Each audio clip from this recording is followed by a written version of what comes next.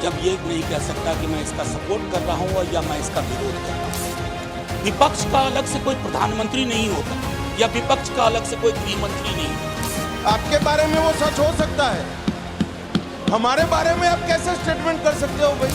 और हर कश्मीरी का देश है। मैंने कहा ना कि हिंदुस्तान का मिजाज महासागर वाला है, इसको बस तालाब न बनाया जाए। पत्रकार, विद्यार्थी, शिक्षक सरकार की आलोचना करें, उसको देश की आलोचना ना माना जाए कि खामोशी शांति का पर्याय नहीं होती है। देश नीति केवल सच्ची और पक्की खबरें। माननीय सभापति महोदय, संसदीय कार्यकाल में कुछ ऐसे क्षण आते हैं जब ये नहीं कह सकता कि मैं इसका सपोर्ट कर रहा हूँ या मैं इसका विरोध कर रहा हूँ। कई सारी चीज़ें हैं इसमें जो वेलकम इनिशिएटिव हैं, मैं मानता हूँ। बस कुछ सुझाव दूंगा क्योंकि अक्सर मैं देखता हूँ कि हमारे बीच का संवाद, माननीय सभापति महोदय, विपक्ष का अलग से कोई प्रधानमंत्री नहीं होता या विपक्ष का अलग से कोई गृह मंत्री नहीं होता। विपक्ष को भी अपनी शिकायत, अपने मुद्दे अपने प्रधानमंत्री के समक्ष, अपनी आलोचना अपने गृह मंत्री के समक्ष रखनी होगी। सर, आज कश्मीर का कोई नहीं है इस सदन में। मैं था उस दिन जब नहीं, सॉरी, ये नॉमिनेटेड मेंबर है। अन्य सदस्य सर, अपने एक सेकंड सर, उन्होंने बड़ा ग्रॉस स्टेटमेंट किया है कि कश्मीर का इस सदन में कोई नहीं है। वो अपने बारे में कह सकते हैं, हमारे बारे में क्यों कह रहे? हम तो सदैव कश्मीर के हैं, हमेशा के। आपके बारे में वो सच हो सकता है, हमारे बारे में आप कैसे स्टेटमेंट कर सकते हो भाई? आप कह दो मैं कश्मीर का नहीं हूं, कश्मीर के लिए नहीं हूं, मगर मैं इस देश का कश्मीर से लेकर कन्याकुमारी और द्वारका से लेकर नॉर्थ ईस्ट तक हर व्यक्ति का कश्मीर है और हर कश्मीरी का देश है। क्या बात कर रहे हैं आप? माननीय सभापति महोदय, सदन की एक व्यवस्था के तहत मैंने ये बात कही थी। वो नॉमिनेटेड मेंबर है, मैं जानता हूँ। माननीय गृह मंत्री जी ने दूसरी बात कही है। सर, मैं समझ गया। सर, या तो मुझे बात कहने दी जाए। मैं ये कह रहा था कि जैसे मैं बिहार से चुन के आता हूँ, उस संदर्भ में मैंने ये बात कही थी। देश तो सबका है सर, तिरंगा यहाँ कहीं किसी से छोटा नहीं है सर। मैं सिर्फ इतना कहना चाहता था। माननीय सभापति महोदय, इसमें बहुत अच्छी चीजें, जैसा मैंने शुरू में ही कहा कि विरोध के लिए विरोध करूं ये उचित नहीं है। माननीय सभापति महोदय, महत्वपूर्ण है कि जब हम ये कहते हैं कि ये नॉमिनेशन होंगे, पहले तो मैं तारीफ करूं कि अंडर प्रिविलेज्ड के बदले एक शब्द जो कि कॉन्स्टिट्यूशनली वैलिड टर्म है, अदर बैकवर्ड क्लासेस, आपने उसका इस्तेमाल किया, तारीफ के काबिल। ये जो नॉमिनेट करने का अधिकार एलजी साहब को है आज की डेट में, कल राज्य बन जाएगा तो गवर्नर साहब होंगे।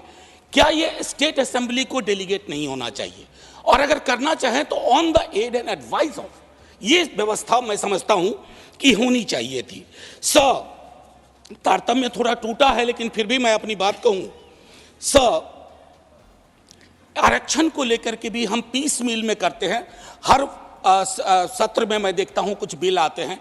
एक समेकित योजना पूरे देश के संदर्भ में हमें इसके लिए बनाने की आवश्यकता है, वो बहुत बेहतर होगा। आज 370 पे फैसला आया और सदन की जिम्मेदारी आज बढ़ गई है। उस फैसले के बाद सरकार की जिम्मेदारी बढ़ गई है। मैं मानता हूं इतिहास, आपने यहां एक फैसला लिया था, तब संसद वहां थी सर, ये लगभग घिस चुका था, हम भी जानते हैं, लेकिन एक मनोवैज्ञानिक पहलू था।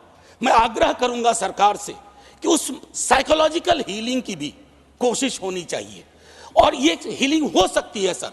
मैंने कहा ना कि हिंदुस्तान का मिजाज महासागर वाला है, इसको बस तालाब ना बनाया जाए, महासागर अपने अंदर सब समाहित कर लेगा। माननीय सभापति महोदय, जो कश्मीरी घाटी में रह रहे हैं, गांव में रह रहे हैं, उनको लेकर के भी एक चिंता होनी चाहिए। बाहर हैं, उनकी चिंताएं वाकिफ है, बल्कि विवेक जी ने यह बात कहा कि बुरे से बुरे वक्त में एक बहुत बड़ी आबादी उन्हीं घरों में, गांव में, गलियों में रही, उनका एक्नॉलेजमेंट मैं समझता हूं बहुत आवश्यक है। माननीय सभापति महोदय, अंबेडकर साहब कहते थे कोऑपरेटिव फेडरलिज्म, माननीय प्रधानमंत्री जी भी कई बार उसको दोहराते हैं। सर, कोऑपरेटिव फेडरलिज्म के नजरिए से देखेंगे ना तो हैंड होल्डिंग की जरूरत होती है। मैं जानता हूं कि दिल्ली की आइडिया ऑफ नॉर्मैलिटी और घाटी या जम्मू या लद्दाख की आइडिया ऑफ नॉर्मलिटी में फर्क है सर। अभी पिछले दिनों हमारे कई बीजेपी के साथी कह रहे थे कि चुनाव परिणाम संतुष्टि का परिचायक है। फिर तो लद्दाख में भी एक चुनाव हुआ था सर। बस 1 मिनट लूंगा चूंकि आपने पहले कहा था सर। एक आखिरी चीज कहूंगा कि पत्रकार, विद्यार्थी, शिक्षक सरकार की आलोचना करें, उसको देश की आलोचना ना माना जाए। ये फर्क मिटता सा जा रहा है, ये कश्मीर के संदर्भ में नहीं, बाहर भी। दूसरी चीज सर, दूसरे राज्यों में जो कश्मीर के छात्र रहते हैं उनको एक प्रोटेक्शन दीजिए। और आखिरी चीज कहूंगा सर, बड़ी पीड़ा के साथ, कि खामोशी शांति का पर्याय नहीं होती है। शांति के लिए न्याय चाहिए, वो उतना ही कश्मीर के लिए दुरुस्त है जितना मणिपुर के लिए। जय हिंद सर।